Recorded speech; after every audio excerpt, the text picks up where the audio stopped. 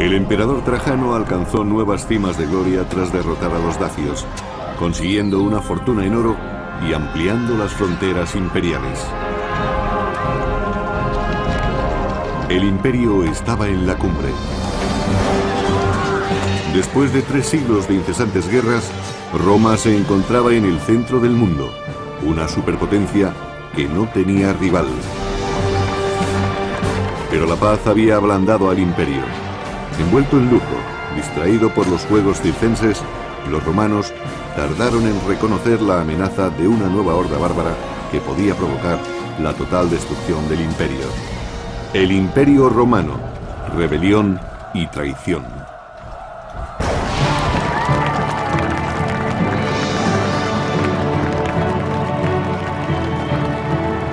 $200 años después de la muerte de Julio César, el imperio se encontraba en un buen momento. La paz y la prosperidad habían proporcionado a Roma una era de oro y plata, algo demasiado bueno. Desde luego la paz les permitió concentrar todas sus energías en el interior, sin preocuparse demasiado por los asuntos militares del imperio. En Roma flotaba un aire de prosperidad generalizada en el que comenzó a cultivarse diferentes tipos de arte. Sin embargo, las consecuencias podrían ser muy negativas. El pueblo romano se acostumbró a la paz y a una vida tranquila. No quería luchar. Y su ejército ya no estaba tan preparado como antes. Pero los bárbaros de las fronteras no paraban de realizar incursiones en busca de los puntos débiles en los límites del inmenso imperio. En el año 160 después de Cristo, la frontera se extendía por 3 continentes. 400.000 soldados protegían los 50 millones de personas que tenían la suerte de vivir en ellos. En Roma, los 2 jóvenes herederos del trono imperial llevaban una acomodada vida en el palacio de su padre. Se trataba de Marco Aurelio y de Lucio Vero. Procedentes de 2 familias aristócratas diferentes, fueron adoptados de niños por el emperador Antonino Pío, que no tuvo hijos varones. Según el historiador del tercer siglo, Casio Dio, los príncipes eran muy diferentes. Marco era de salud frágil y dedicaba gran parte de su tiempo a las letras. Lucio, por su lado, era más joven y vigoroso. El espíritu libre de Lucio Vero y sus escándalos sorprendían con frecuencia a los romanos. En contraste, el intelectual Marco Aurelio se tomaba muy en serio su posición. Marco Aurelio fue criado y educado para gobernar más tiempo que cualquier otro emperador en la historia de Roma. De los 2 hijos adoptivos del emperador Antonino, uno era su claro favorito, el estudioso Marco, al que le concedió su más preciada posesión, su hija Faustina, lo que convirtió a Marco en su heredero principal.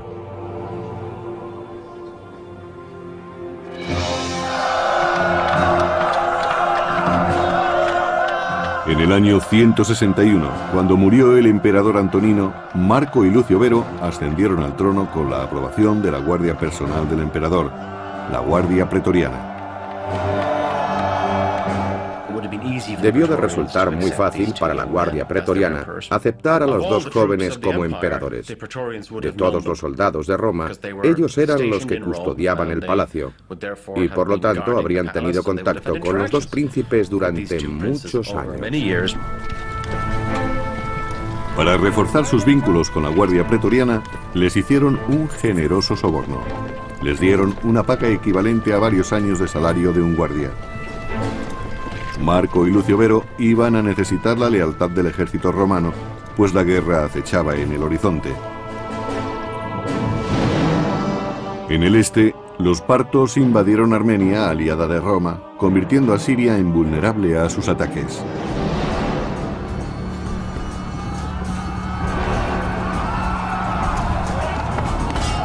Según el historiador clásico Casio Dio, el general de los partos atacó a los romanos por todos los flancos, aniquilando a sus tropas junto con sus jefes. El combate fue salvaje y los romanos no pudieron resistir el ataque de los partos.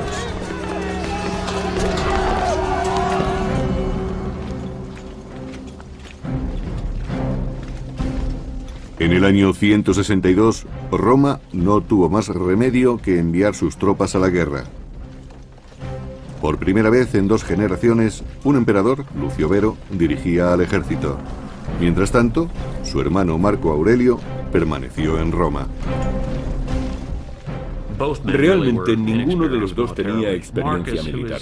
Marco, que era el mayor de los 2 emperadores, mandó a Lucio Vero al este para contener la amenaza. Vero partió de Roma y estableció un cómodo cuartel general en Antioquia, lejos del frente de batalla. Vero, o al menos sus burócratas, estaba en comunicación constante con sus militares en el campo de batalla. Realmente fue un líder ausente, pero su estrategia daría resultado si tenía buenos jefes militares. Afortunadamente para Vero, durante la campaña en Siria contó con uno de los mejores generales de su generación, Avidio Casio. Avidio había participado en política durante mucho tiempo, pero la guerra demostraría ser su principal talento. Era un general de origen sirio muy experto y tenía contactos con la nobleza de Oriente. Vero se limitó a permanecer en Antioquía dando fiestas mientras Avidio dirigía la campaña.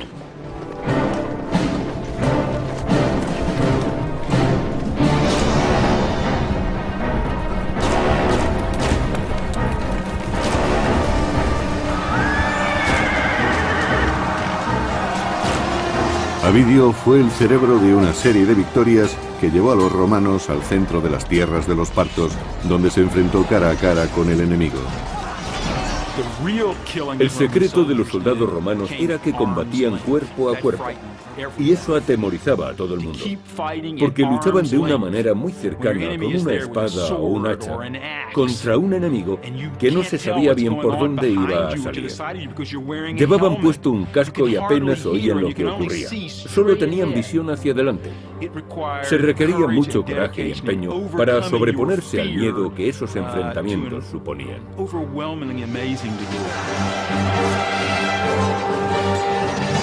A lo largo de los siguientes 3 años, Avidio y sus tropas arrasaron brutalmente Partia.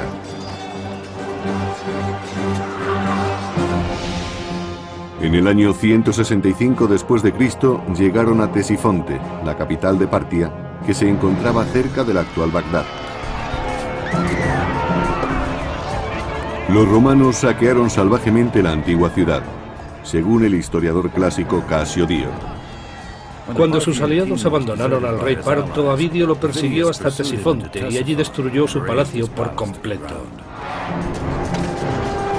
Pero el control se le escapó de las manos, pues sus soldados saquearon los templos de los dioses locales y robaron los vasos sagrados, entre otros tesoros.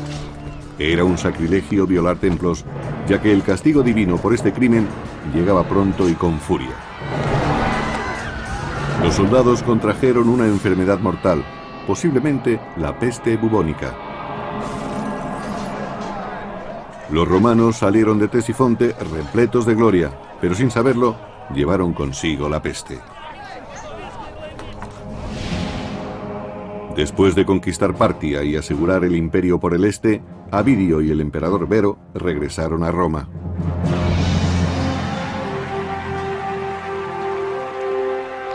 La ciudad les rindió honores por tan gloriosa victoria organizando un magnífico desfile, fiestas públicas y combates de gladiadores. Todo formaba parte de un espectáculo conocido como triunfo.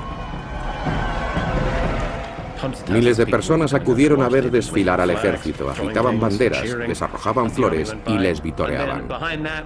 Tras las tropas seguía una inmensa exhibición de cautivos, botín y montones de armas capturadas.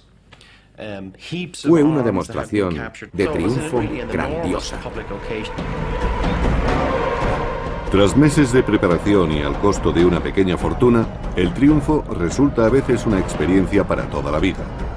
Vero lo celebró con su nueva esposa, Lucila, hija de su hermano y coemperador Marco. En la época de Marco Aurelio y Lucio Vero, su generación no había crecido sin conseguir ningún triunfo. Por eso aquella victoria resultó un hecho de gran importancia. Marco Aurelio no pudo disfrutar las festividades, pues sabía que la campaña del Este había dejado exhausto al ejército romano.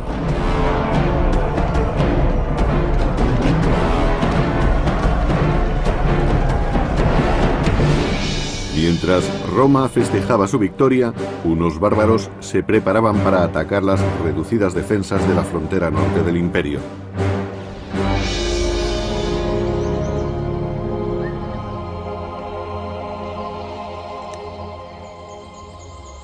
A lo largo de la frontera norte, los legionarios que protegían las fortificaciones eran demasiado escasos. Fueron pocos los que regresaron de la contienda del Este. La guardia resultaba un objetivo fácil para las tribus bárbaras que se escondían entre los bosques.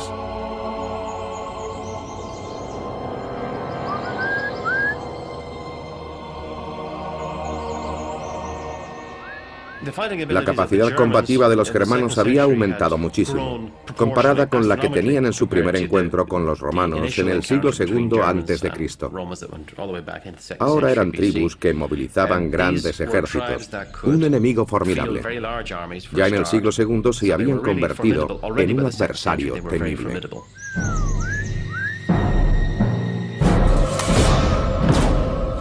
En los límites del imperio, las escasas tropas de Roma estaban condenadas.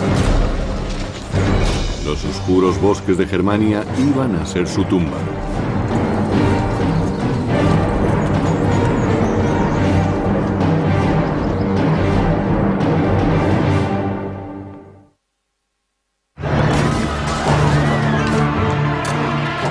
Mientras los hermanos Marco y Vero compartían el título de emperador, su general, Avidio Casio, conquistaba el gran imperio parto, pero a un terrible precio. Los soldados llevaron la peste a Roma.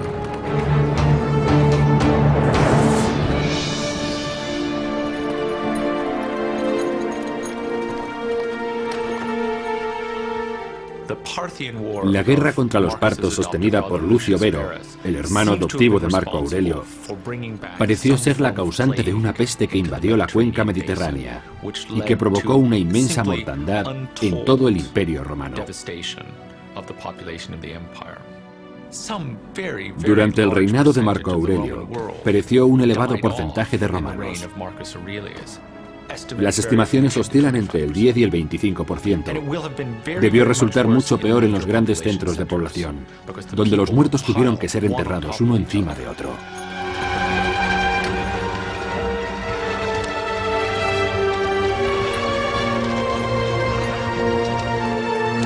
Los charlatanes prosperaban vendiendo falsos amuletos de hierbas para prevenir la enfermedad.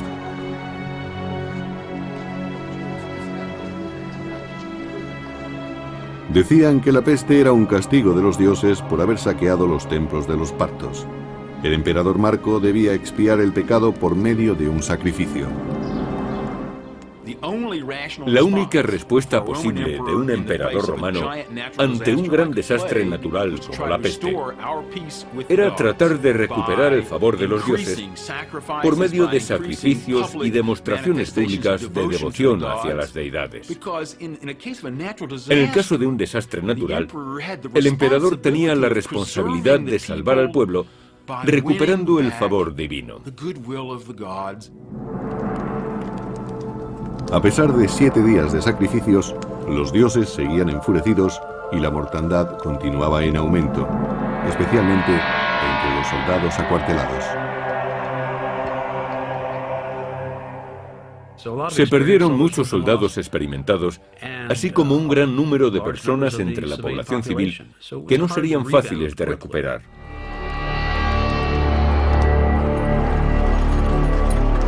Herido, el imperio se estaba debilitando. Mientras, sus enemigos se preparaban para asestarle un golpe mortal. En el año 167, 6.000 bárbaros germanos cruzaron el Danubio e invadieron la provincia romana de Pannonia. Saquearon a los desprotegidos provincianos, asaltando pueblos y capturando cientos de rehenes. Algunos bárbaros quisieron apoderarse de suelo romano. No sabemos si se trataba de una incursión o si querían emigrar, pues muchas tribus conocían las ventajas de la civilización romana y querían aprovecharse de ellas. Las incursiones fueron frecuentes y a Marco Aurelio le resultó difícil movilizar sus tropas para mantener el orden. Durante varios días de agonía, los bárbaros atacaron la indefensa provincia de Pannonia. Las legiones romanas estaban demasiado lejos y dispersas por la vasta frontera imperial. Cuando llegaron los legionarios, los feroces germanos casi los aniquilan. Creo que muchos habían imitado el estilo e incluso habían capturado equipo romano. El ejército germano de tiempos de Marco Aurelio debía de ser un enemigo formidable. Cuando la primera oleada empezaba a flaquear, acudieron más soldados romanos desde otros puntos de la frontera. Su sincronizado ataque de caballería, junto con tropas de infantería, forzó a los bárbaros a retirarse.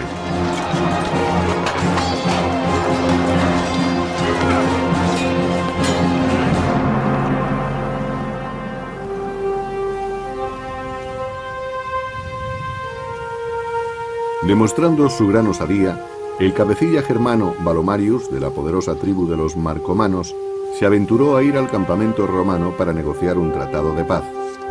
Sorprendentemente, no solo representaba a su tribu, sino a otras 10 tribus más.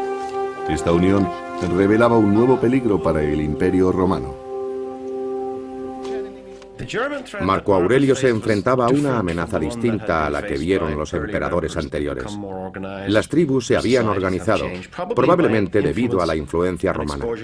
Algo irónico.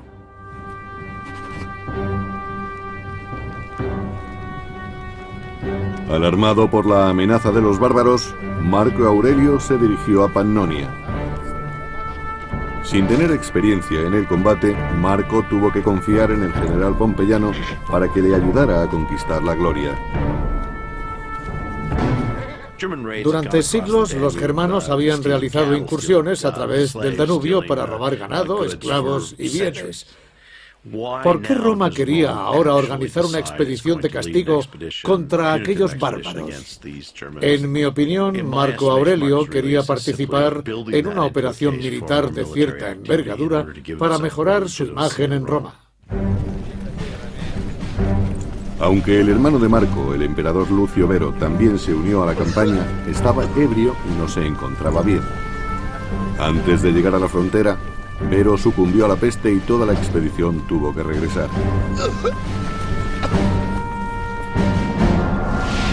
Marco regresó a Roma con el cadáver de su hermano, abandonando la frontera del norte a manos de la creciente amenaza bárbara.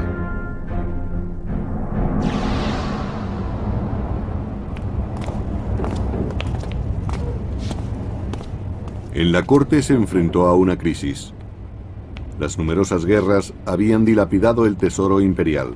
No quedaba dinero para una nueva expedición contra los germanos. La mayoría de los oficiales debía ser lo suficientemente rica como para que la ausencia de una paga no tuviera gran importancia. Pero los soldados vivían al día y si no había conquistas, no había botín. Marco Aurelio recurrió a medidas extremas de acuerdo con la historia augusta. Marco subastó su propio mobiliario imperial. Vendió copas de oro y cristal, incluso los vestidos de seda con pedrería de su mujer.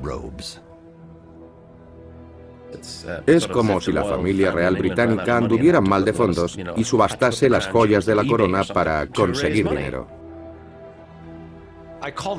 A esto lo llamaría un trabajo de relaciones públicas, porque no se puede conseguir dinero para financiar una guerra vendiendo vajillas, que es más o menos lo que hizo el emperador.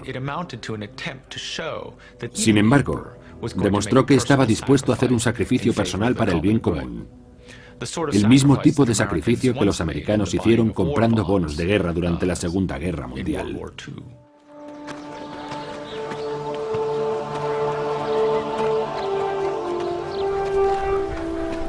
Los reclutadores de Marco Aurelio confiaban en conseguir nuevos soldados, pero su llamada cosechó pocos voluntarios. El Imperio Romano padecía una fuerte pérdida económica y de hombres. Quizás por eso la gente era reacia a alistarse. Las familias no confiaban en enviar a sus jóvenes sanos a la guerra. El aumento de la virulencia de la peste hizo que los recursos imperiales disminuyeran al límite. Pompeyano, el principal consejero militar de Marco Aurelio, recurrió a las clases más bajas de la sociedad, tal como relata la historia augusta. Armaron a los gladiadores y convirtieron en soldados a los bandidos de Dalmacia. Incluso entrenaron militarmente a los esclavos. Pompeyano estaba consternado ante la calidad de los reclutas, pero antes de que pudiera preparar aquel valiente ejército para la guerra, el desastre hizo estremecer las fronteras imperiales. En el año 169, bandadas de guerreros germanos atacaron las provincias romanas del Danubio.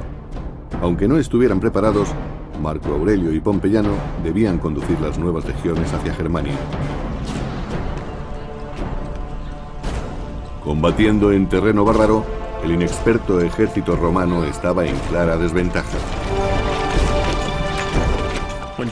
Los germanos consiguieron que los romanos cruzaran el Danubio y lucharan en los bosques, donde sabían que no podían formar de la manera a que estaban acostumbrados y ni siquiera podían usar sus armas arrojadizas pesadas con efectividad. Por eso los germanos les llevaban ventaja y con frecuencia los derrotaron.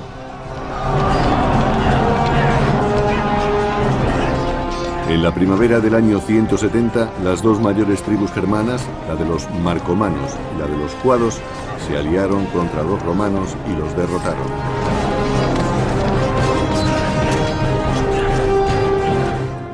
Marco Aurelio era alguien especial, pero ¿eso quería decir que era un buen líder? ¿Podría conducir efectivamente a sus tropas en el combate? El historial militar de Marco Aurelio hasta entonces no había sido muy bueno. La primera gran batalla del emperador se tradujo en la masacre de 20.000 romanos, la peor derrota de Roma desde hacía un siglo. Marco Aurelio dirigió fallidamente su primer ejército contra los germanos, pero todavía le aguardaba un nuevo desastre, esta vez en la retaguardia. Mientras se encontraba estancado en el Danubio, otras tribus germanas se adentraron en Italia.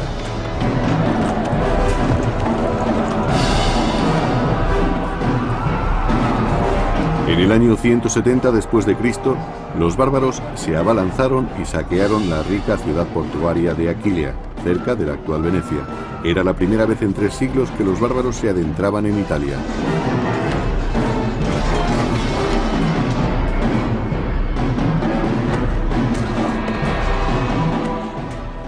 Eran fieros, crueles y probablemente trajeron a la memoria imágenes de cuando los galos invadieron Roma en el siglo IV a.C., así como las amenazas de los cimbrios y teutones de finales del siglo II a.C.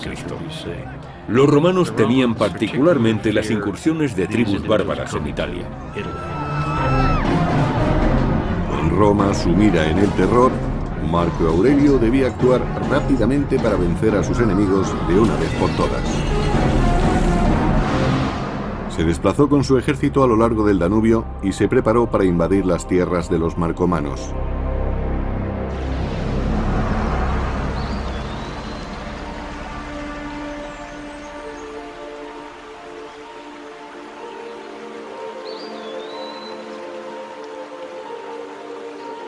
Los fríos bosques del norte resultaban extraños al emperador romano.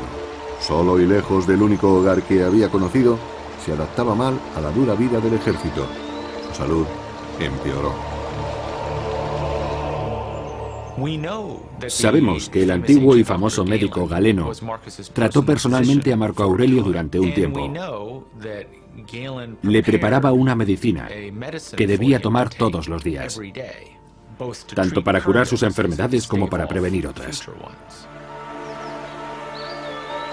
En particular la peste, que seguía haciendo estragos entre sus tropas. Con la muerte fija en su mente, Marco Aurelio escribió sus pensamientos más íntimos en un diario conocido como Las Meditaciones, que se sigue publicando en la actualidad y que nos muestra a un hombre que lucha contra su suerte. No te comportes como si fueras a vivir 10.000 años. La muerte pende sobre ti. Mientras vivas y puedas, compórtate como un hombre decente. La filosofía le enseñó una manera de enfrentarse a la crisis y a los terribles problemas que diariamente tenía que resolver en el Danubio. La soledad de los bosques germanos era muy diferente del caos y la sangría a la que Marco se enfrentaba en el campo de batalla. Organizó una serie de incursiones contra las tierras de las tribus más peligrosas, los sármatas, los cuados y los marcomanos.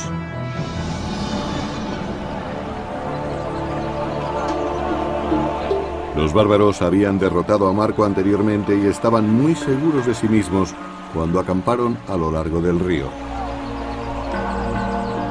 Pero Marco había aprendido de su enemigo y abandonó las formaciones en línea en favor de unas más pequeñas y móviles llamadas unidades de vexilarios. Estas unidades dieron a su ejército una mayor flexibilidad para maniobrar entre los árboles. Era una nueva forma de guerra, distinta, muy diferente a la que algunos veteranos habían mantenido con formaciones cerradas y tácticas convencionales contra los partos en Oriente Medio. Esta era una guerra en la que las emboscadas fueron la regla. Cuando los bárbaros menos lo esperaban, los romanos se les echaron encima.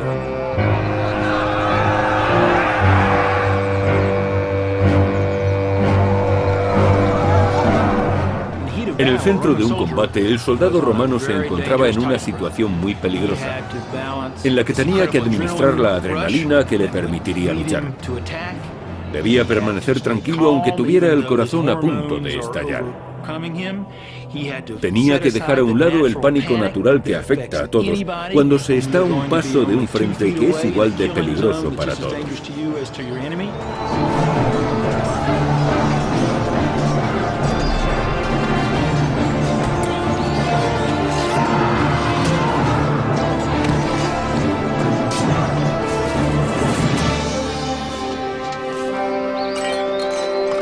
Al final, el enfermo e inexperto Marco Aurelio pudo conseguir una victoria en suelo germánico.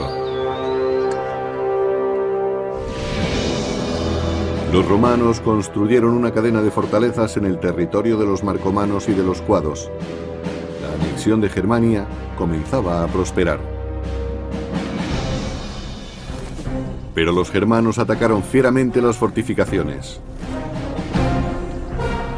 Con el orgullo herido, los bárbaros organizaron ataques bien coordinados contra las guarniciones imperiales. Los germanos que atacaban a Marco Aurelio en el bosque no eran los salvajes vestidos con piel de oso, escudos de madera y grandes hachas que vemos en Hollywood. Habían tenido contacto con los romanos durante 2 siglos, habían aprendido sus técnicas y sabían cómo luchaban.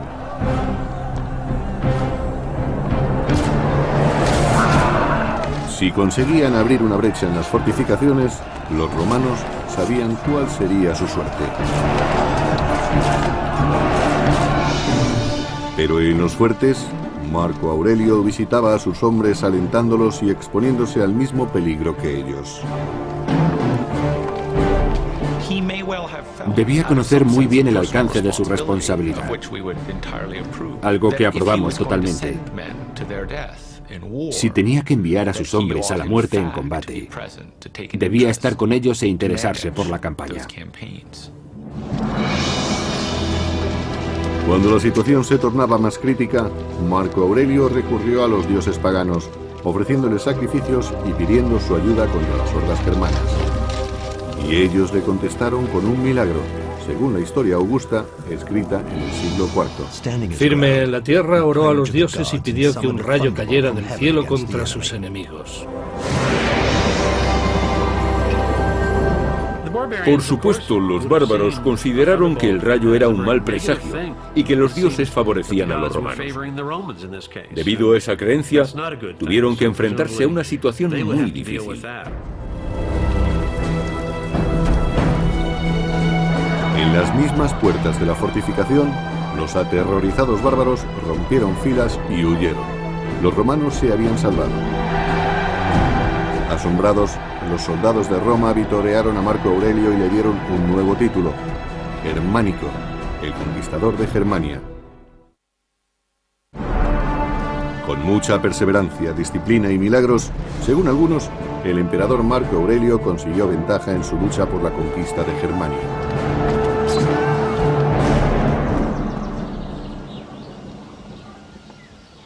Ni las comunidades agrícolas y pacíficas escaparon de la ira de Marco Aurelio.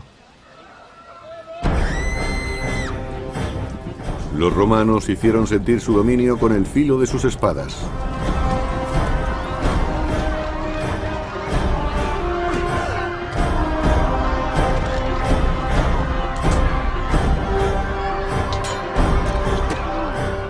Muchas de las guerras contra los germanos acabaron en genocidio. Los romanos atacaban las poblaciones arrasándolo todo y llevándose a mujeres y a niños para venderlos como esclavos.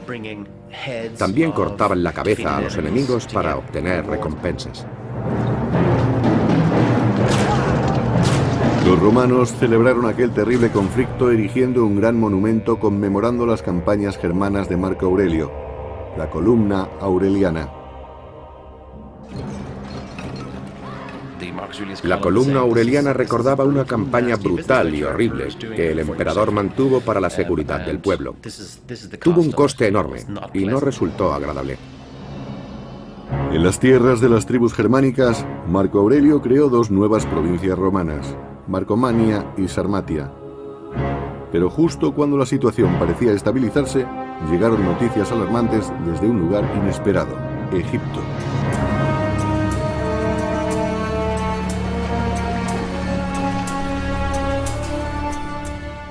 Debido a su riqueza, Egipto era uno de los territorios más importantes del Imperio Romano. Se temía que si alguien llegaba a controlarlo, pondría en peligro a todo el imperio. Estos temores demostraron estar bien fundados cuando los rebeldes egipcios dirigieron una sangrienta revuelta contra sus dueños romanos. El terror en el desierto fue en aumento.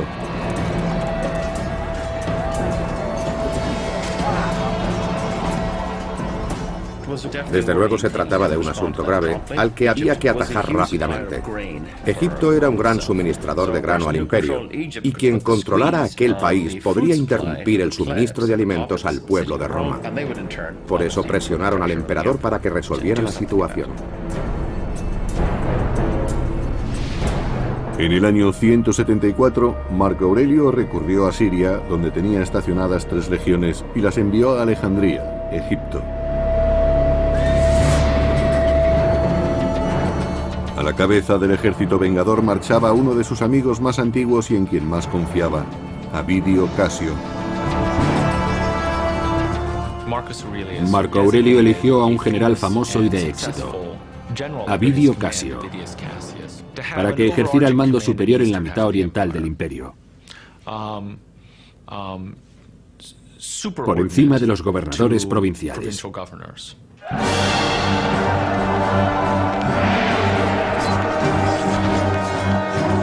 El héroe de la campaña contra los partos no le defraudó. Avidio sofocó rápidamente la rebelión, asegurando Egipto y sus riquezas para el imperio.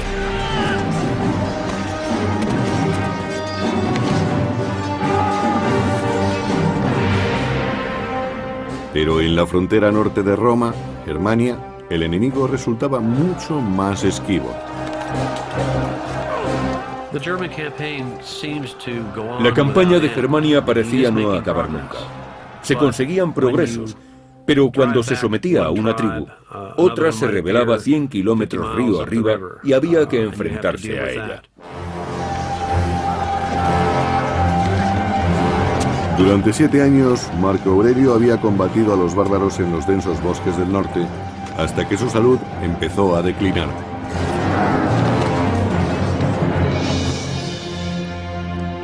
En el año 175 cayó enfermo en la frontera con Germania. Tanto si fue a causa de la peste o de úlceras, su muerte parecía inminente. Su enfermera y esposa Faustina había vivido junto a él durante 20 años y ahora empezaba a preocuparse por su propio futuro. Para las emperatrices o princesas estaba claro el destino que les aguardaba si su hombre moría, caía en desgracia o era depuesto. Su esperanza de vida junto con la de sus hijos se podía contar en minutos. Tenían que asegurarse de que sus maridos estaban bien y contaban con apoyos. Si no era así, debían empezar a pensar en un plan de contingencia. La preocupación tenía sobrecogida a Faustina. ¿Quién la protegería si su marido moría? Como recurso, ofreció su mano y con ella el imperio a otro noble, Avidio Casio, el famoso general de las legiones de Egipto. Ansioso de una gloria que creía merecer, Avidio decidió aprovechar la oportunidad de convertirse en emperador. Según la historia augusta, mientras Marco todavía respiraba, Avidio Casio propagó el rumor de su muerte. Le dijo a su ejército que el Senado había decretado que Marco Aurelio era un dios y seguidamente se proclamó emperador. Es posible que Avidio creyese que obrando así beneficiaba al pueblo, que consideraba que Marco Aurelio era un buen emperador en muchos aspectos, pero no precisamente en asuntos militares.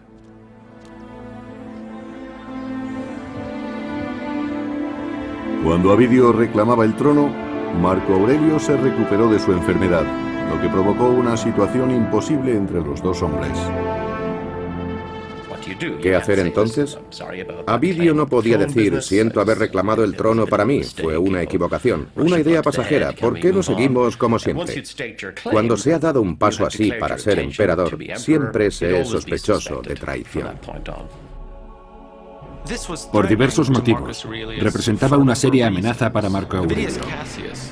Avidio Casio era un gran general al frente de un número importante de soldados. Avidio quería llevar sus tropas a Roma para asegurar su posición.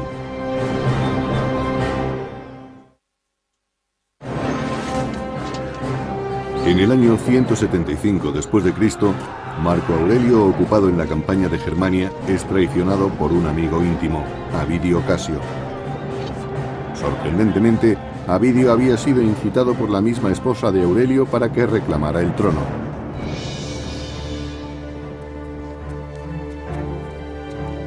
Marco Aurelio tenía que sofocar la rebelión de Avidio y encararse con la traición de su esposa. Pero a sabiendas de que podía perecer en los combates que se producirían, decidió proclamar emperador a su propio hijo. Cómodo no tenía entonces la edad suficiente para ostentar el poder del imperio. Pero parece que Marco Aurelio no pensó en nadie más que en su hijo para que le sucediera en el cargo. Mimado durante su infancia, Cómodo tenía que demostrar su aptitud para el mando y su valor como soldado. Aunque era el único hijo de Marco Aurelio, la elección no sería buena para Roma.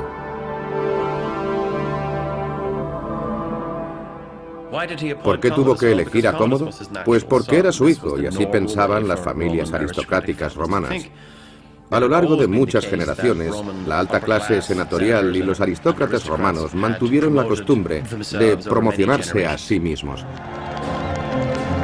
Con el puesto de su hijo asegurado, Marco Aurelio se enfrentó entonces a su mujer, que lo había traicionado ante Avidio Casio.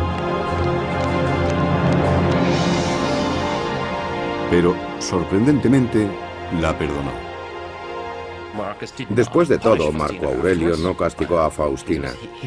Era un hombre muy inteligente y quizá comprendiera sus motivos después de una conversación íntima. No se divorció de ella, ni la deshonró.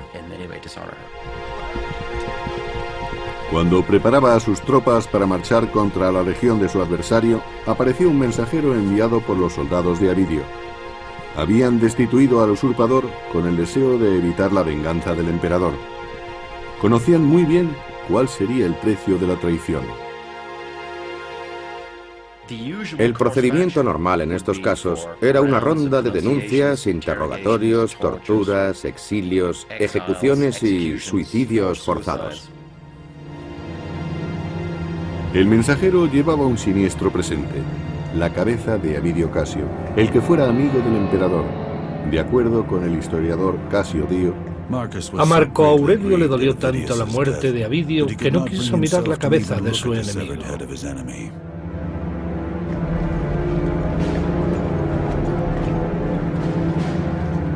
La rebelión había terminado y Marco Aurelio podía reanudar el gran proyecto de su vida: someter a los bárbaros germanos de una vez por todas. La rebelión había interrumpido su campaña. Por ello tuvo que redistribuir recursos, soldados y dinero, y eso habría ocasionado graves trastornos en sus planes. Los bárbaros aprovecharon aquellas distracciones. En el año 178, Marco Aurelio envió legionarios al Danubio para enfrentarse a una banda de rebeldes cuya violencia había ido en aumento. Era sobrecogedor enfrentarse a aquellos bárbaros que eran más altos, gritaban y olían mal. A veces los romanos recurrían a la bebida para calmar los nervios e ir al campo de batalla. Marco Aurelio debía someter a sus enemigos o sus duros años de trabajo en la frontera no habrían servido para nada.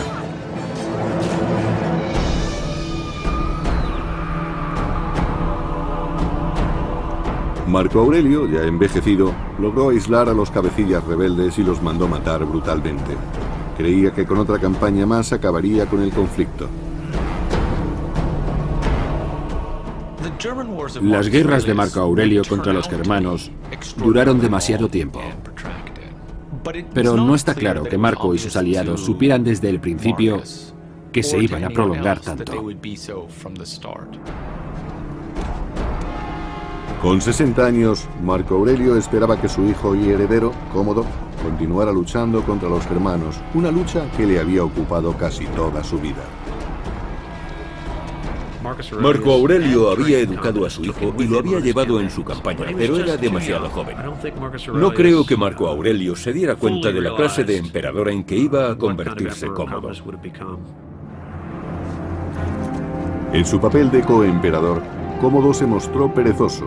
No manifestó interés por las victorias conseguidas por su padre Marco Aurelio, a diferencia de lo que un hombre habría hecho.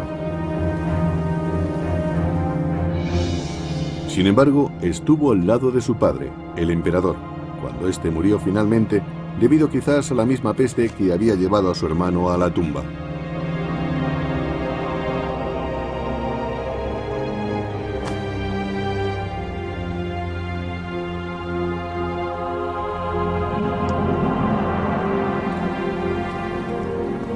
Con solo 19 años, Cómodo no tenía la paciencia suficiente para sostener una guerra y anhelaba la buena vida de Roma.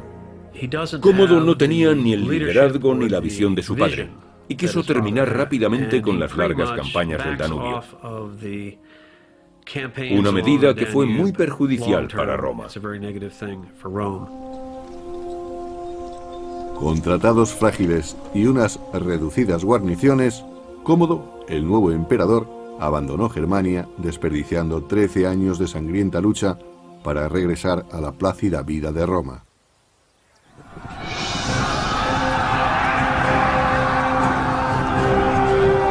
Sin la perseverancia de Marco Aurelio, el gran imperio se enfrentó como claro perdedor ante las tribus bárbaras.